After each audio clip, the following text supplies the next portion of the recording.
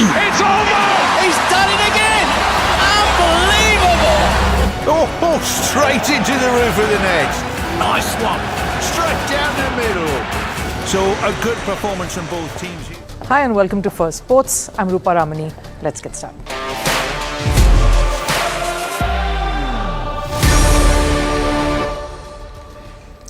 On the show, there's lots lined up for you today. Paris Olympics organizers are managing to dig a deeper hole for themselves. Athletes who participated in the events held in the Seine River have fallen sick. Belgium even withdrew its team from the competition. Is Seine unswimmable and proving to be dangerous for the athletes? Close home to India, one of their neighbours, Bangladesh, is burning and the country is in political turmoil. And in a big blow to the cricketing nation, Bangladesh is set to lose hosting rights of the ICC Women's World Cup that's scheduled to take place in October. What is ICC's backup plan of action to avoid another disaster? Manu Bhaker seems to be India's shining face of glory at the Games so far. We'll tell you how much has her brand shot up post her Paris Olympics medals. And what's the cost of the latest deal that she has signed up? And on a lighter note, we bring you the snapshots of Paris Olympics. Pictures that were cool, some controversial, and many charming, left quite the impression on the internet. But first, a look at the headlines. Starting with news from the Olympics, Kenya's Faith Kipyegon finished second in the women's 5,000-meter race, but she was disqualified for allegedly obstructing world record holder Gudav Sage. Kipyegon's silver medal has been reinstated, though, after a successful appeal by Kenyan team officials. This decision pushes Netherlands' Sifan Hassan back to bronze. Over in football, Philippe Mateta scored twice as hosts. France came from behind to beat Egypt 3-1 during extra time. Thierry Henry's France trailed after Mohamed Saber put Egypt ahead in the semi-final. Mateta equalized late to force extra time, then took France ahead. Michael Olise sealed the win in the 108th minute. France will face Spain in the men's football final. Brazil has appealed FIFA's decision to suspend footballer Marta for 2 matches after her red card in the Olympics group stage game. Marta missed Brazil's 1-0 quarter-final win over France after a foul on Spain's Olga Carmona. The red card was an emotional blow to Marta in her final international tournament. FIFA's disciplinary committee deemed the foul merited a 2-match suspension. Over in athletics, Tokyo Olympics gold medalist Neeraj Chopra in his first throw crossed the 89-meter mark. Neeraj's recorded throw was 89.34, taking him to the finals. His compatriot Kishore Jena failed to qualify with a throw of 80.73 meters. And India's V. Vinesh beat Oksana Liwach in the 50 kg women's wrestling quarter-final. Vinesh beat Liwach 7-5 to enter the semi-final. Earlier in the day, Vinesh stunned world number 1 and defending Olympic champion, someone who's been unbeatable, Yui Susaki, in the round of 16. Vinesh has never won a medal at the Olympics.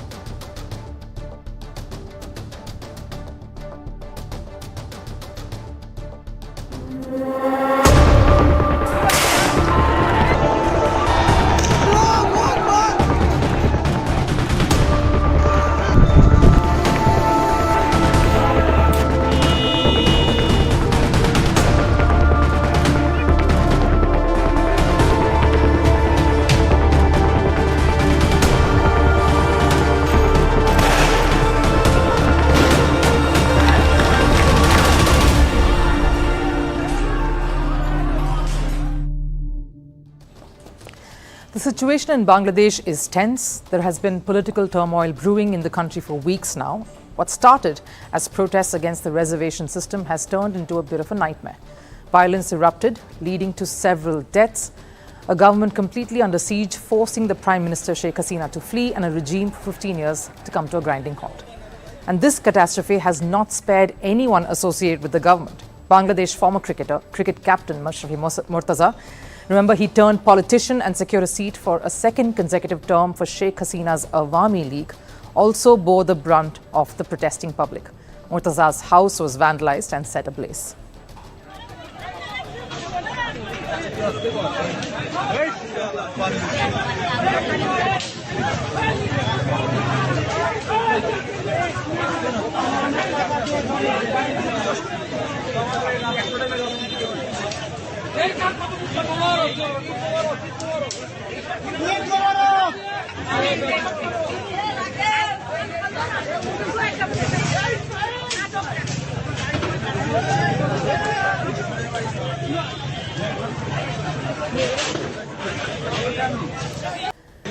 The situation is highly unstable in Bangladesh, affecting every other aspect linked to its functioning, including sports. Now, cricket is a huge commodity in Bangladesh, and in just 3 months from now, in the month of October, the first few weeks of October, the country was set to host the ICC Women's World Cup. The last time Bangladesh hosted an ICC event was the T20 World Cup in 2014. They also co-hosted the 2011 ODI World Cup along with India and Sri Lanka. This Women's World Cup in a few months from now was going to be a seminal one for them, and that now stands in danger of being taken away from Bangladesh. Reports say that ICC is already looking for alternate venues. Sources, in fact, say that they have little faith of the situation in Bangladesh stabilizing in time for the preparations for an ICC event to be undertaken. An ICC event is a big deal. It takes time for venues to be prepared, pitches to be prepped, hotels and facilities to be kept in place.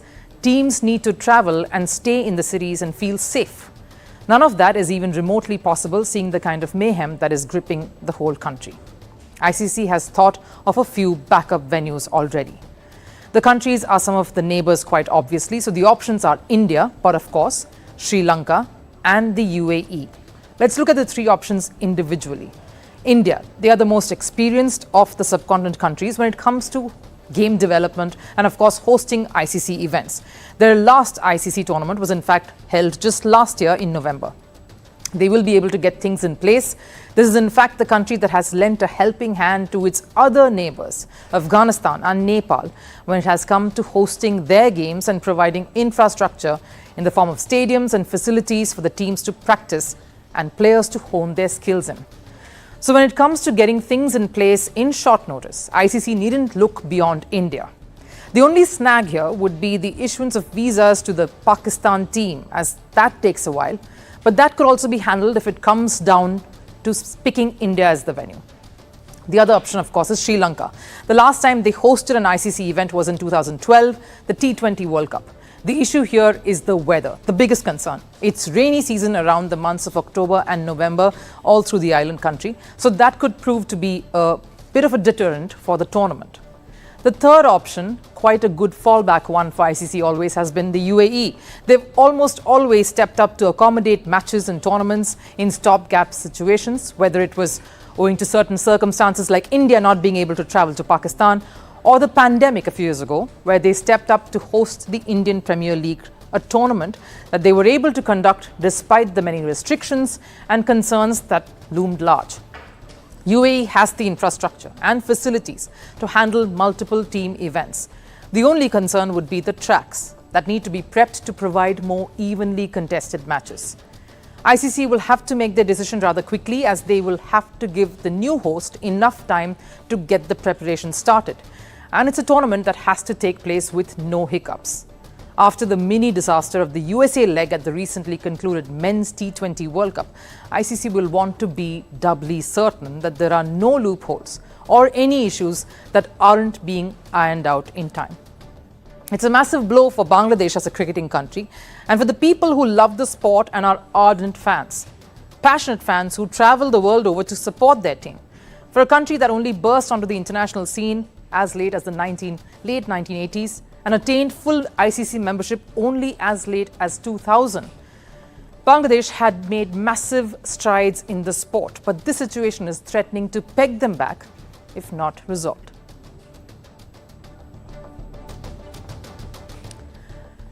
Now, who is an Olympics for? Is it for the fans who make this a success?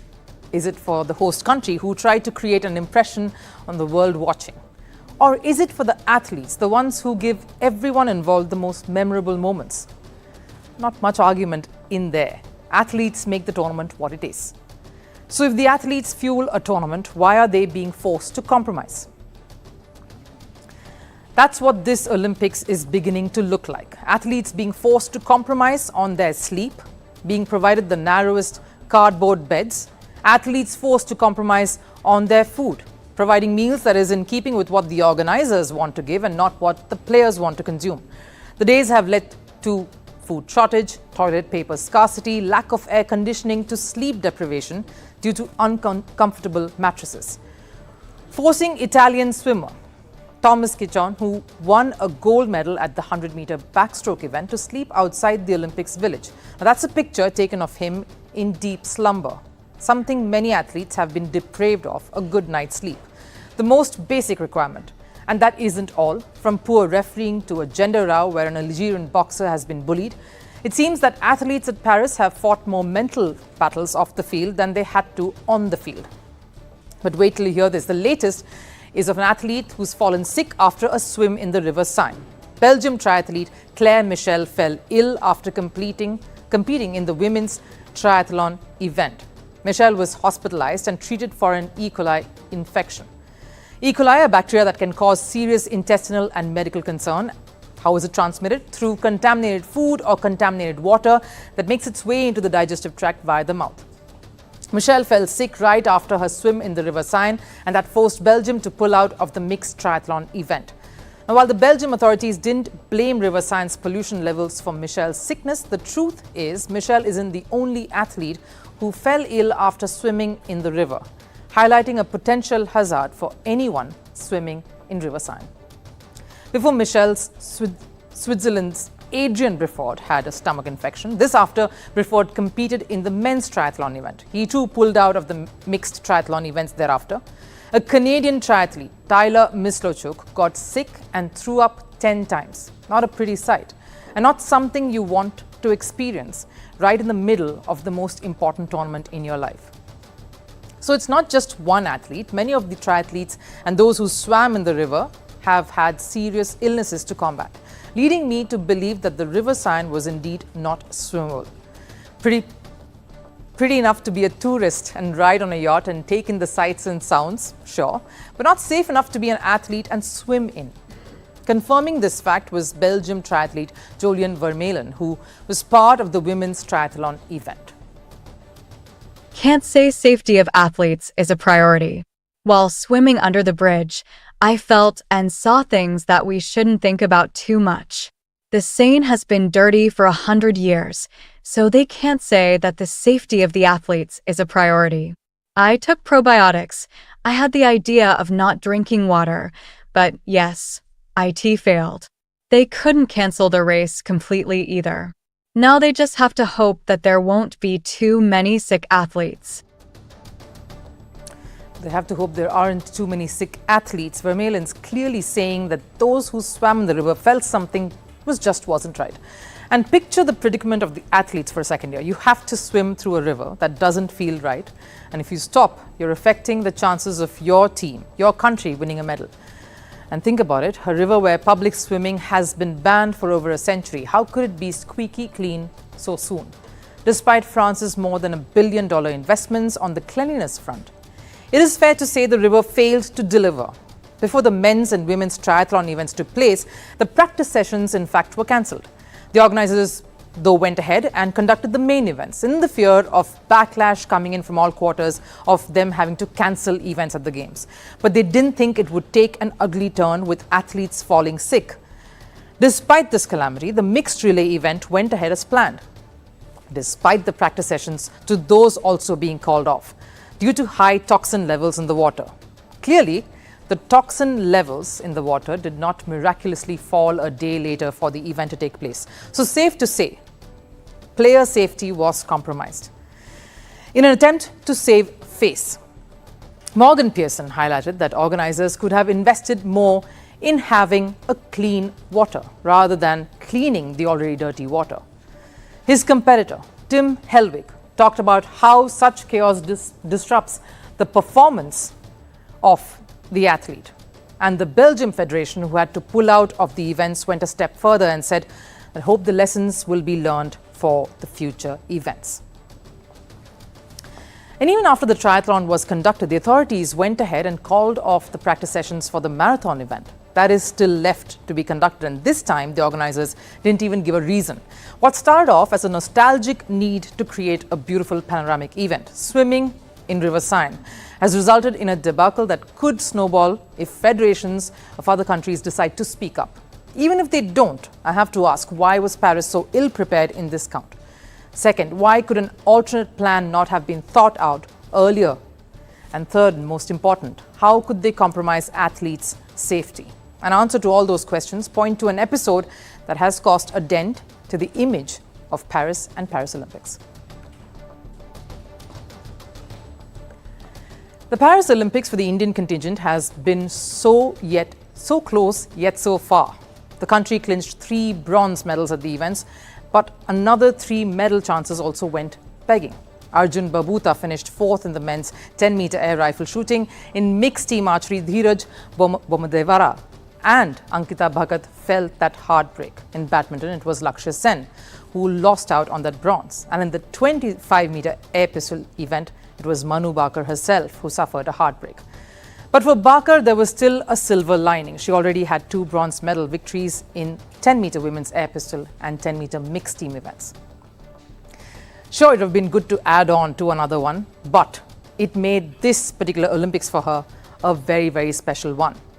But what it has also resulted in is making a brand for herself. Reports now suggest that Bhaker has become the latest sensation as many brands have approached her. Her endorsement value too has increased massively.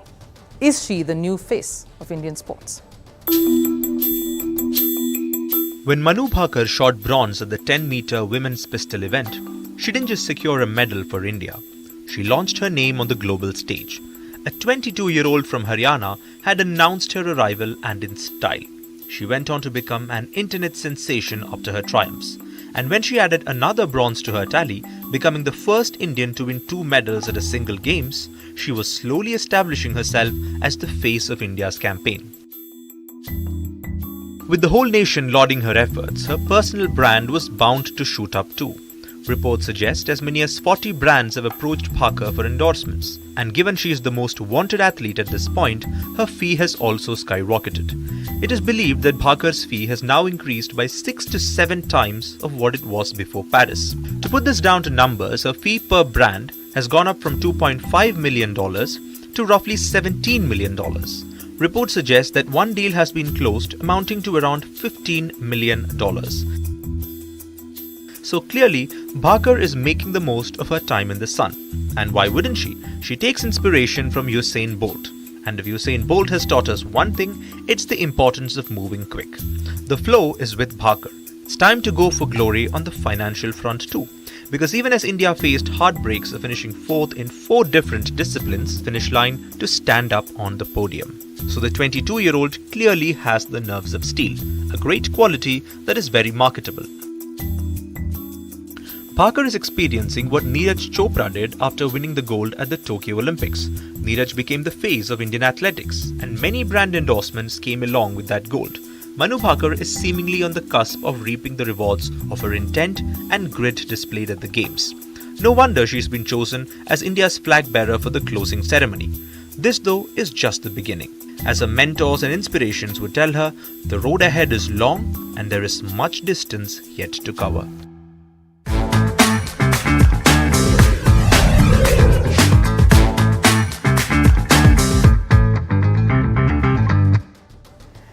This Paris Olympics has seen it all, some misses and some glorious hits. But what's really stolen the show has been some of the athletes who've upped the coolness and charm quotient of the Games. Some by their sheer style and smarts, and of course, many by their acts of bravery and grace. Whether it was the pregnant archer from Azerbaijan who felt her baby kick right before she shot a 10, or the Chinese shuttler and silver medalist He Bingao who carried the Spain pin at the podium to honor Carolina Marin, who had gotten injured in the match against her. Stories that warmed the heart and wooed the world. Here are some memorable snapshots from the Olympics so far. The Paris Olympics has had its own share of ups and downs, but amid the controversies, the event has given us some picture-perfect moments too. Not the photo finish of Noah Lyles and Kishane Thompson, but some iconic moments that have made the tournament a memorable one so far. The temperature in Paris currently is a blazing 24 degrees, but this Italian swimmer is making it unbearable. The popular swimmer Chacon is in the limelight not just for his gold medal win at the 100-meter backstroke event, but more importantly, his perfect physique. Women are smitten and TRPs are soaring.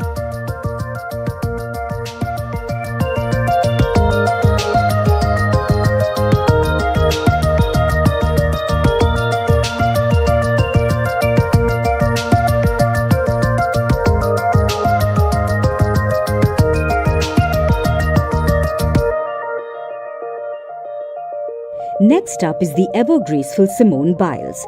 If you think her picture-perfect moment from Paris is her 3 gold medals, well, then you're wrong. The silver shines more.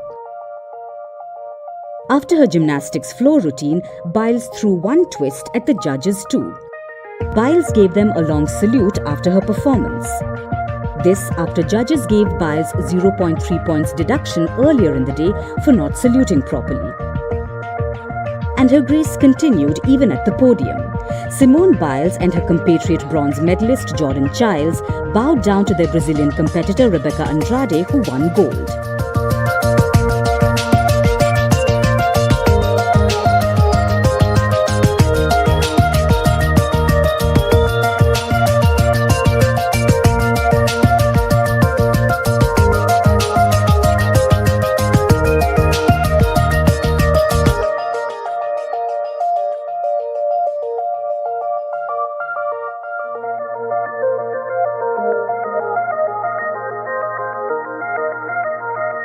The stylish Turkish shooter Yusuf Dikec is inspiring not just the meme makers but other top athletes too. Like Swedish pole vaulter Mondo Duplantis, who recreated Dikec's pose after his record-breaking win.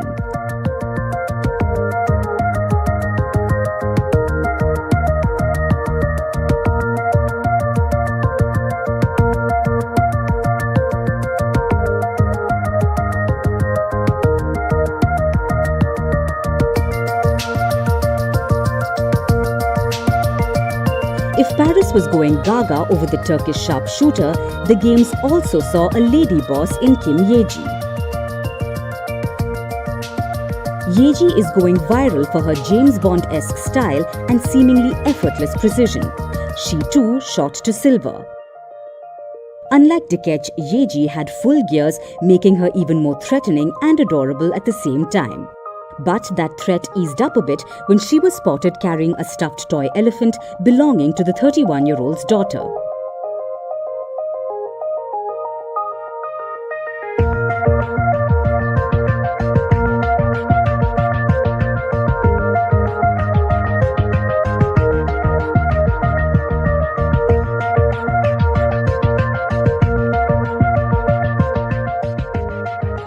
Zhang Chongyue won the bronze medal in the women's 50-meter rifle 3 positions shooting final. But the Chinese shooter is creating waves online for the Hello Kitty stickers on her rifle. Way to get the cool quotient up.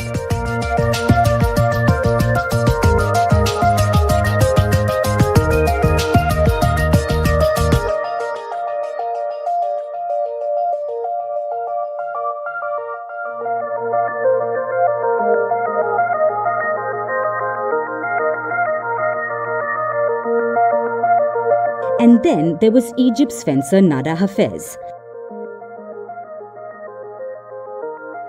Hafez announced she was pregnant after she was knocked out in the round of 16 and won fans the world over.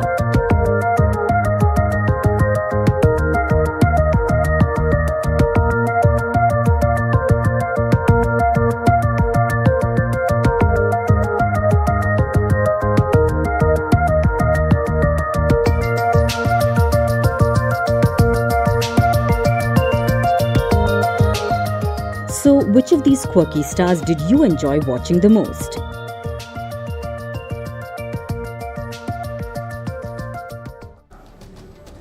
Time for Last Serve. This is not pretty visuals we are bringing to you.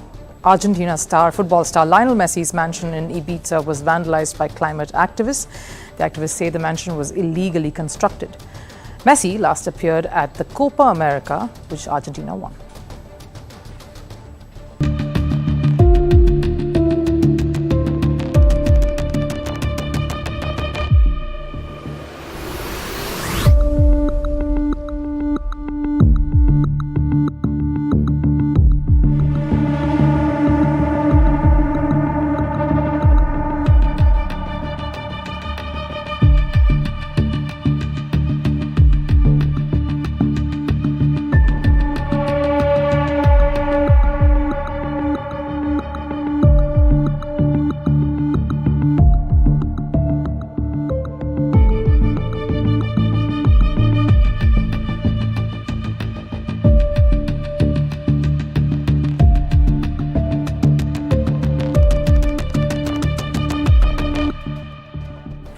That wraps up First Sports here today. We'll of course be bringing you all the latest from the world of the Olympics that's still on. This is the last week in our special coverage Mission Paris. Till then, of course, take care.